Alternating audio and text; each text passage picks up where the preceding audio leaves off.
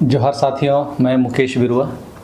सरना धर्म कोड को लेकर झारखंड में पक्ष और विपक्ष में आरोप प्रत्यारोप का दौर शुरू हो गया है। यानी सरना धर्म कोड का मुद्दा अब परवान चढ़ रहा है। ये अलग बात है कि सामाजिक संगठन अभी भी सोए हुए हैं। अभी तक कांग्रेस और झामुमो का पक्ष आया था। हम उम्मीद कर रहे थे कि भाजपा कभी आएगा, और आ भी गया। भारतीय जनता पार्टी के प्रदेश प्रवक्ता प्रतुल शाहदेव ने सोमवार को प्रदेश मुख्यालय में आयोजित प्रेस वार्ता में कांग्रेस और झामुमो पर सरना धर्म कोड को लेकर दोहरा रवैया अपनाने का आरोप लगाया। उन्होंने कहा कि जब कांग्रेस झामुमो दल सत्ता में थे तब उन्होंने खुद इस मांग को खारिज किया था और आज सत्ता से बाहर होकर आंदोलन का दिखावा कर रहे हैं।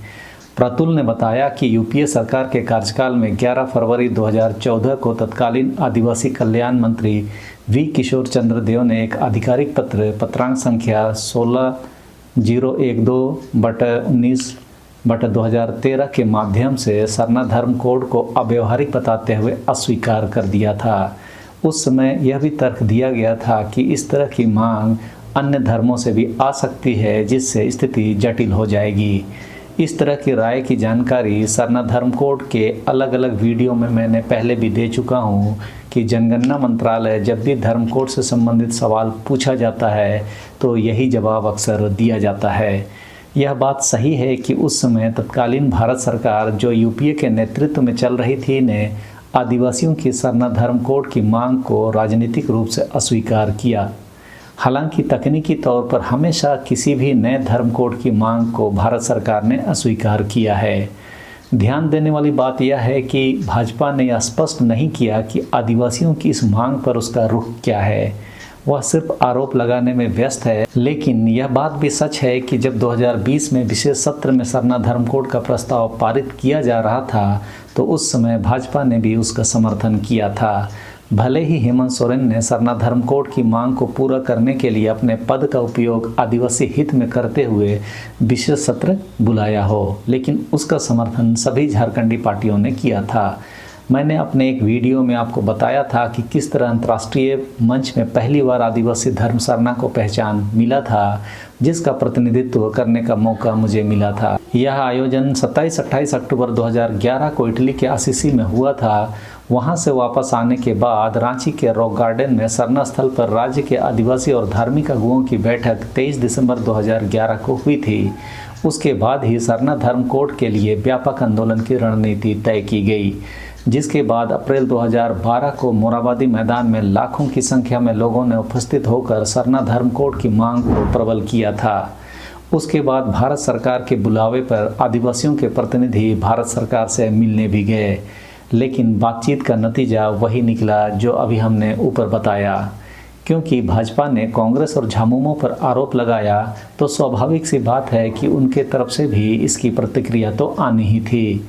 तो झामुमो ने भाजपा द्वारा सरना धर्म कोड को लेकर उठाए गए आरोप का पलटवार किया है। झामुमो के महासचिव और प्रवक्ता विनोद पांडे ने कहा कि भाजपा को आदिवासी हितों से कभी सरोकार नहीं रहा, सिर्फ राजनीतिक स्वार्थ के लिए मुद्दा उछालते रही है। उन्होंने कहा कि सरना धर्म कोड आदिवासी अस्मिता और सांस्कृतिक पहचान का सवाल है। इसको लेकर झामुमो शुरू से ही गंभीर रहा है। भाजपा ने हमेशा आदिवासियों की मांग को दरकिनार किया और उनके अधिकारों को कुचलने का काम किया है। पांडे ने आरोप लगाया कि भाजपा की सरकार ने ना तो 2014 से पहले और न ही बाद में कभी ईमानदारी से सरना धर्म कोड के समर्थन में कोई पहल की हो। भाजपा की सरकारों ने वनाधिकार कानून और स्थानीय नीति जैसे महत्वपूर्ण मसलों पर आदिवासियों के खिलाफ काम किया है। झामुमो महासचिव ने कहा कि सरना धर्म कोड की मांग कोई नई मांग नहीं है, बल्कि यह बरसों पुरानी सामाजिक मांग है। भाजपा को जवाब देना चाहिए कि उनकी सरकार ने इतने वर्षों में इस कोड को लागू क्यों नहीं किया। बात भी सही है, 11 साल से तो भाजपा ही केंद्र की सत्ता में है।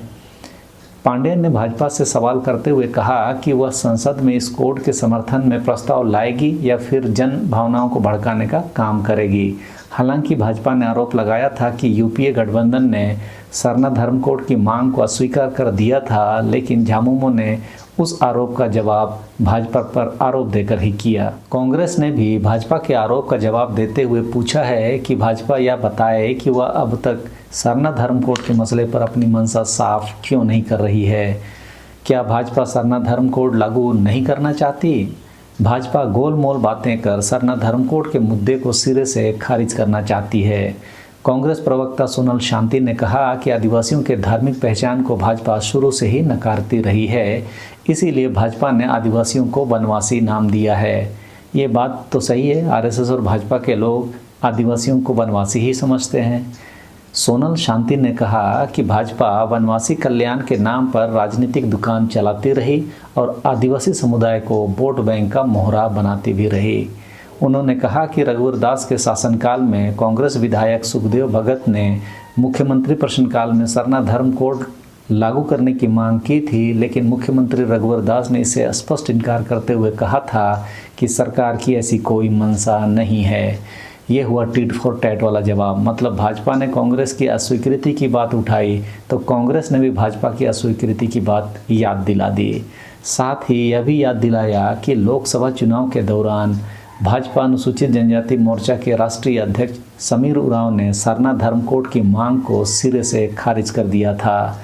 भाजपा मुंह में राम बगल में छुरी लेकर चलती है। अपनी दोहरी बातों से भाजपा ने हमेशा आदिवासी समुदाय को धोखा देने का काम किया है, जिसका नतीजा उन्हें विगत विधानसभा चुनाव में देखने को मिला कि पूरे झारखंड में आदिवासी सीटों से इनका सुपड़ा पूरी तरह साफ हो गया। भाजपा सवाल ज़्यादा करती है, लेकिन जब जवाब देने की बारी आती है तो इनके नेता गायब हो जाते हैं। तो आप भी सरना धर्म कोड के मामले को गंभीरता से समझिए और इस मांग को पूरा करने के लिए केंद्र सरकार पर दबाव बनाने की रणनीति पर जुट जाइए। अभी नहीं तो कभी नहीं, यह बहुत अच्छा मौका है। सरकार कमज़ोर है, इस समय सरकार दबाव में आ सकती है। सरना धर्म कोड का कॉलम नहीं होने पर आदिवासी समुदाय जनगणना के लिए तैयार ना हो, इस पर भी आप गंभीरता से मंथन करें। यानी कि सरना धर्म कोड नहीं तो जनगणना भी नहीं।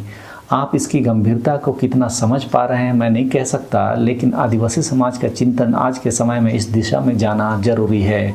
तो इस वीडियो में समय के लिए इतना ही। सबों को धन्यवाद। जोहार।